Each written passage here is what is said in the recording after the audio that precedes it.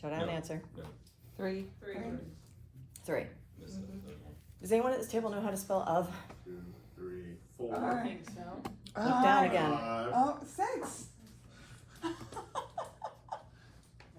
That's crazy. Lindsay's still confused. How did that happen? Why? Because our brains are trained to overlook things that are considered unimportant. Of is a V in our head. We just slide right over it. We don't even notice. Wow. So think about how many other things in your life your brain's just sliding right over. It's not imperative right now. I don't need to deal with it at the moment. I'll take care of it later. Everyone looks at me like, what in the heck kind of stupid disclaimer is this? This is why. It's because there's so much stuff we don't notice. I mean, just think about if you were driving downtown and how many things you don't notice. Wait a minute, there's a new store? I totally didn't know that's been here for 2 years. How many people are walking into your store thinking it's still Hallmark? That's been gone since like 2017. So that's a lot of what I'm going to go into with finance. Finance is not rocket science, okay? It's not like we all don't know what we need to do, but we glide over it in our business because it's not the triage of life. It's not what we have to deal with this moment. So we're going to go over a few things. So first, who am I and what is my mission? To help families maximize income, become properly protected, debt-free, and financially independent. And that is partly to do with your business. Business owners, I've met with enough business owners in this town to know you guys are the worst with your paying attention to your finances because you got so much else going on, okay? It's like the personal finances, the business finances, paying attention to your employees and their money stuff. It becomes very, very stressful. So the first thing you've got to be aware of is this nasty thing called a budget. I know, it's a yucky word. It's a 4-letter word. It's not, but it's a 4-letter word. So I think we can all relate to a lot of these questions, right? Where did all my money go at the end of the month? Especially true with, there's a lot of employees in this county that are once a month paychecks. And those are the ones I hear the most of. The last week of the month, there's no money and everyone's out shopping on the first because they didn't budget it through the month. I'm not a math person. I can't figure out how to budget. Well, we're not talking about, I and cosine and tangent, okay? We're talking about addition, subtraction, maybe some multiplication in there. So you can handle a budget. Don't let, because it's math, overwhelm you. That's gonna be the biggest things. So one of the key things with money is that it's not as much numbers as it is emotions, okay? Money is something that we use as a tool, but it's controlled by our emotions. If we're stressed, we tend to spend more. If we're depressed, we tend to spend more because why? We go out to eat, we Amazon shop, we do all these kind of things, all right? We go and get our nails done, girls, because we don't feel good, or somebody wants to go do an activity because they're down. So making sure you're aware of these habits that then you can create. I will tell you, paying with cash is becoming a harder and harder thing to do, but it's not gonna bounce when you pay with cash, okay? You can't overdraw your cash, all right? So it is a great way if you have a trouble with spending is to go to cash or to go to prepaid debit cards until you kind of get your head on with your budget. We actually use a prepaid for our out to eat fun money.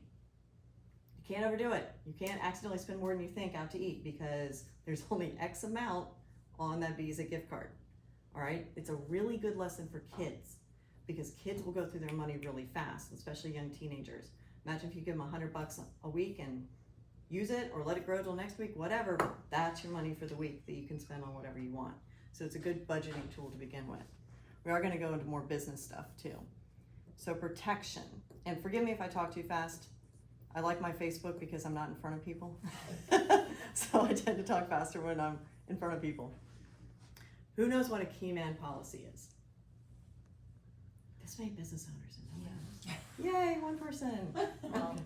Someone who is key to the business. Yes, so it's a key person to the business.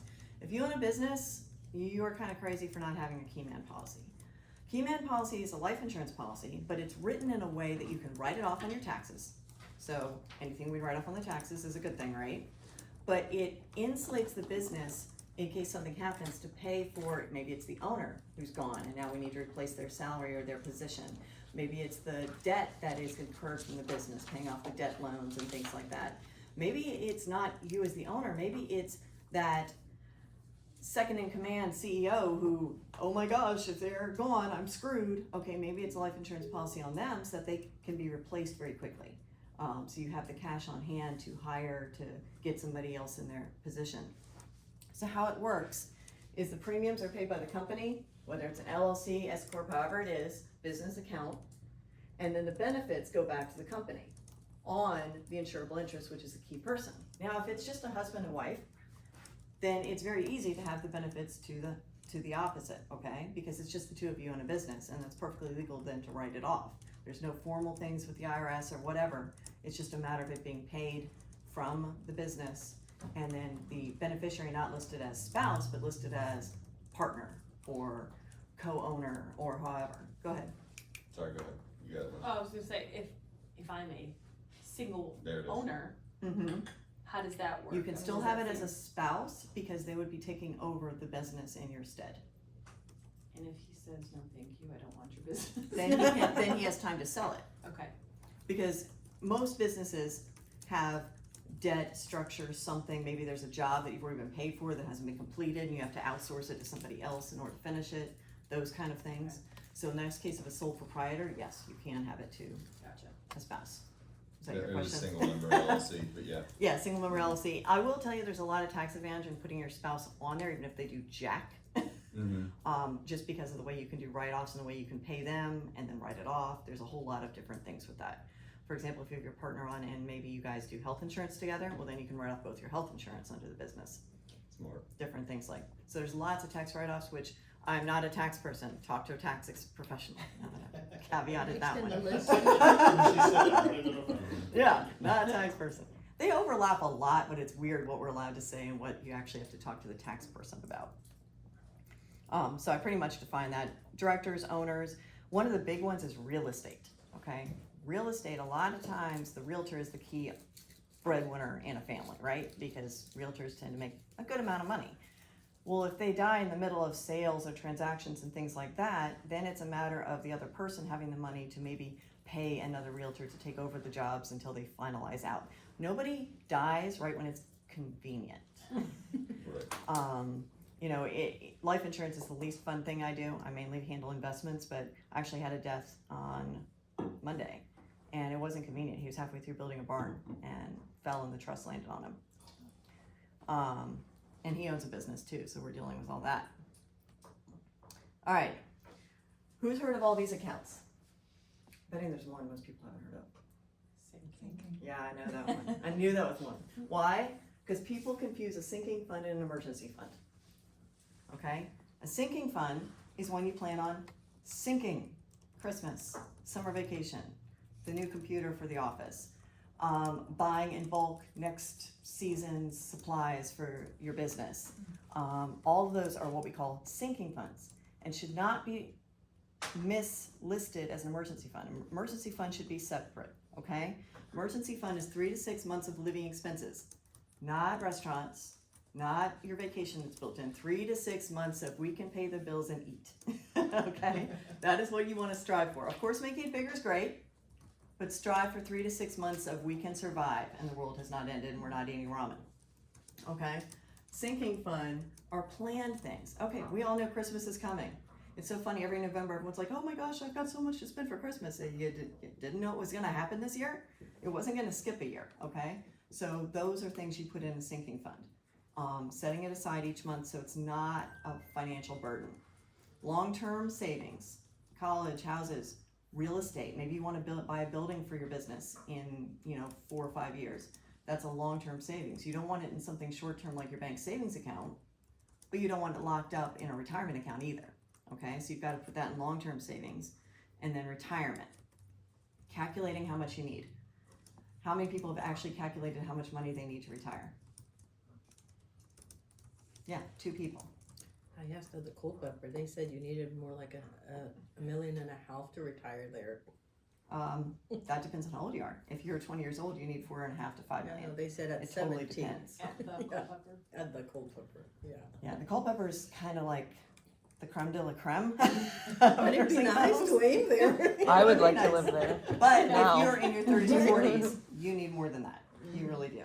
Because think of, okay, let me put it this way. In 6 years, 1980 is going to be 50 years ago. I know, tell me about it. Somebody posted that yesterday. I know, that's why it came to mind. So think about how cheap stuff was in 1980. Yep. To give you a real world example, My parents bought their house in 1982, an acre and a half in Fauquier County, 3,500 square feet for $72,000. Oh my gosh. Now think about how more expensive things are going to be in another 50 years. Yeah, that's what we need to look at when we're looking at long-term retirement. So calculating it out, it's not a ballpark number. It's you need $1 million, you need this, you need, no.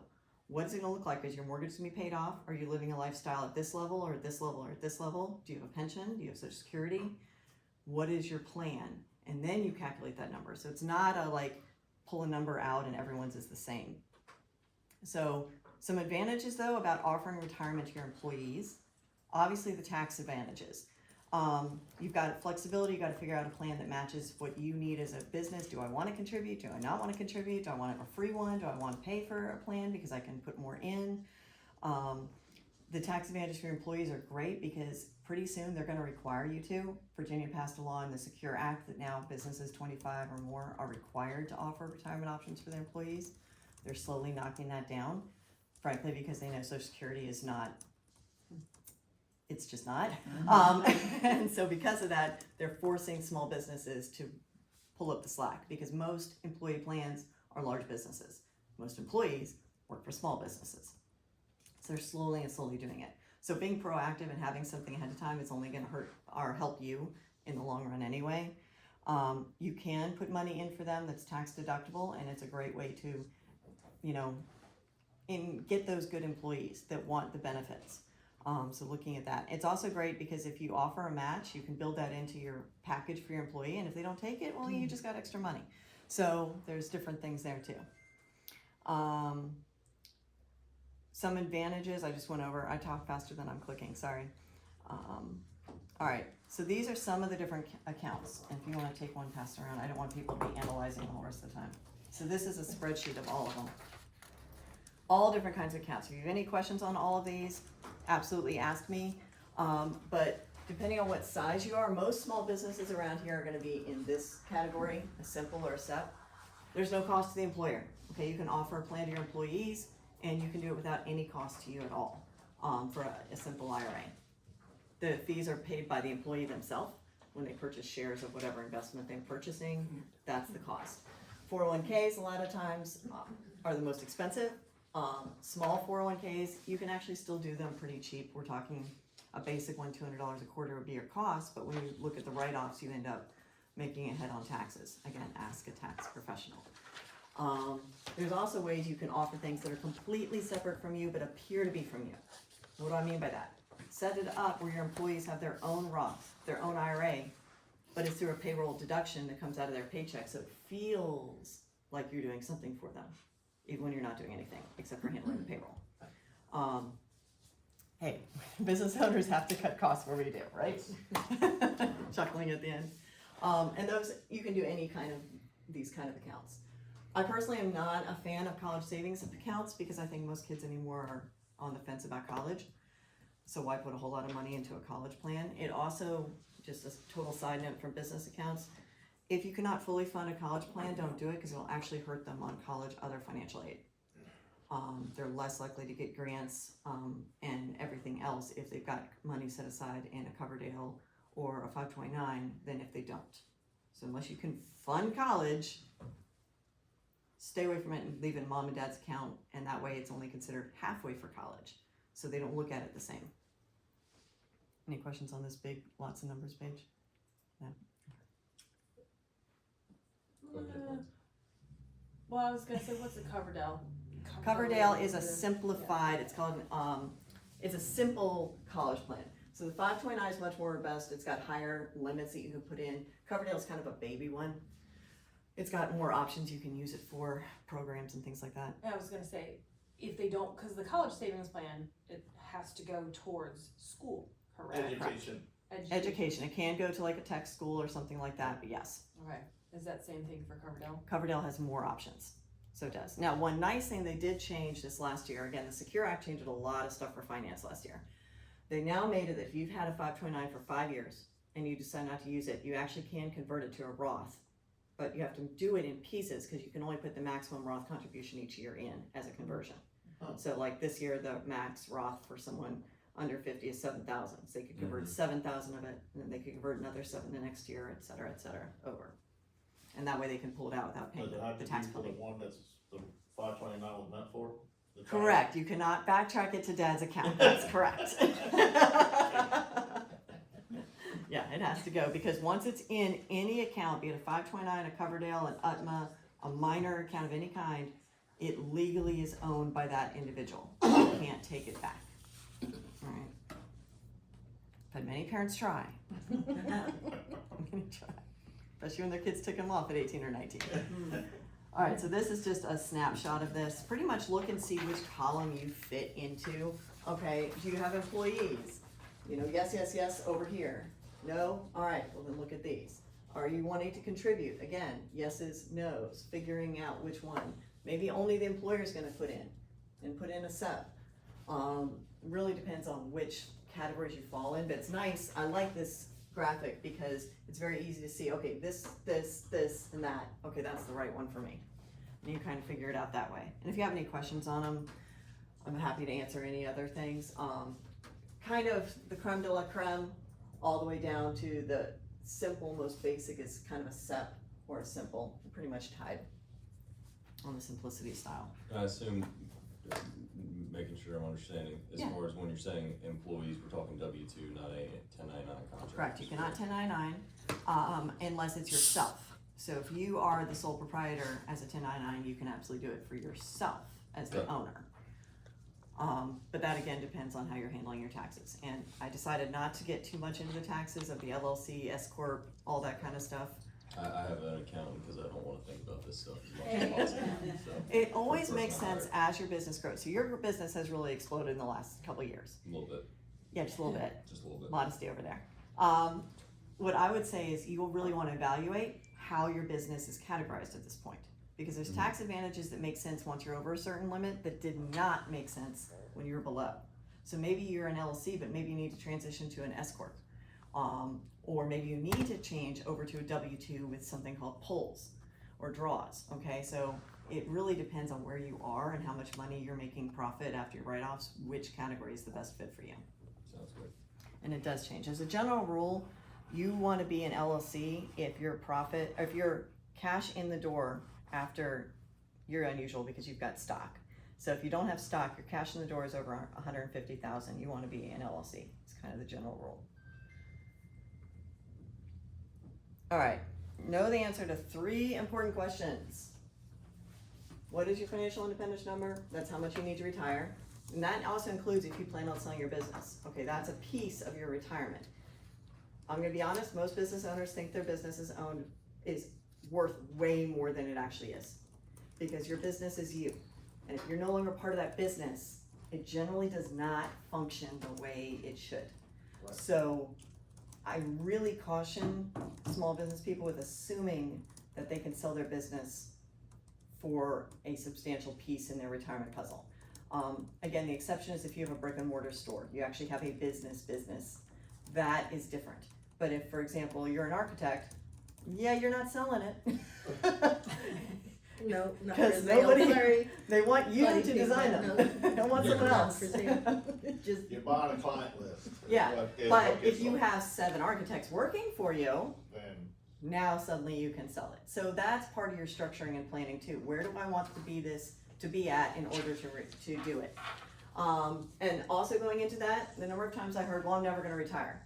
Yeah, well, we don't always get a say in that, all right? Health is a huge factor. A lot of people think they're never gonna retire, and those are the people that are only ill-equipped because suddenly at 67 they have heart issues or they have whatever issues and they have to retire, all right? So make sure you're putting planning in place that at least has you retiring by 67. And if you wanna keep working, great, go for it. But that way you aren't stuck where it's, I have to work in order to pay the bills, but I really can't be working and it's, all that. How much do I need to be investing to get there? That goes into also your business plan of how you're paying off your debt as a business. There's definitely a tendency to kick the can down the road with debt. Oh, I'll just refinance into the mortgage. I'll just get another loan. It's 20 years, it'll be great. Well, the further out you push it, the more interest you are ultimately gonna pay, first off. And secondly, you are affecting your retirement. You really want to be debt free by the time you retire. If you can imagine no debt payments, now think about how much money you need to live on. It's a really big difference, okay? And paying off your house at 75 doesn't do you a lick of good because you still had to plan for a retirement, including that mortgage payment. Because you don't know if you're gonna live to 75. You know, you just know you're gonna probably stop working at 67 and you have to create a budget that allows you to live and pay that mortgage from 67 to whenever you pass away. And my oldest client did pass away this year at 105. Yeah. She was very funny, like 2 years ago. She goes, Clarissa Mae, how old can a person live? Oh no, but you're pushing the envelope. She's a sweetheart. But she actually was okay. So that's one of those things. I don't know how we managed to make it so she was okay, but, and then where do you find the money to do it? How much do you think the average person wastes in a week? And by waste, I mean Monster energy drinks, Amazon purchases we don't need, out 200. to eat. The average person does do 200 a week. Wow. So that, think about that, that's $800 a month of wasted money. And normally it's straight in our stomachs. That's actually Yeah. the number one way we waste money. It is, yeah. We wonder why we all have health problems. Drive-through. I'm hungry. Yeah, the drive-through, I mean, I'm addicted to One Coffee, okay? But it's not the you're best for your supporting local budget. business. What? You're supporting local business. Exactly, there you go. And that's how I justify it. But being aware of it, so setting a cap on it, and think about it. If you look at your budget and you're like, okay, we're wasting $800 a month, let's just try and only waste $400 a month. You know, cutting it back by that. And now think about your business. Think about where you're wasting money on things that you could save, you know, drastically on. Maybe it's hiring a cleaning company as opposed to just, you know, everyone cutting out a half an hour early on one day and doing it as employees. You know, whatever it might be, paying attention to that, those things that can save you some money are gonna really add up. And I will tell you, the number one way to save money is simply paying attention to it. Because the more you pay attention to it and are conscious of it, we just naturally spend less. It's like if you tell me that you're gonna try and lose weight, you might not even do anything, but suddenly you're thinking about, well, did I need to eat that? Should I have gotten that? You just think about it differently. It's the exact same thing with money. Oh, all right. Anyone know the rule of 72? I've heard it. I know you've heard it. Is that where the difference in the interest savings when you pay off a loan early? No, but that's a good guess. So first off, this is not taught in school. I just met with an 18-year-old who went through the economics class in Culpeper, and we need to revamp that sucker. Because she knew everything about how to get a car loan, how to get a credit card, which the teacher advised you have at least 12. Yeah. Yeah, I'm not kidding. I met with her last night. But they don't teach this rule. So this rule, 72 is like the number pi. I don't care how they came up with it, it's just a magic number, all right? It is a shortcut to compounding interest.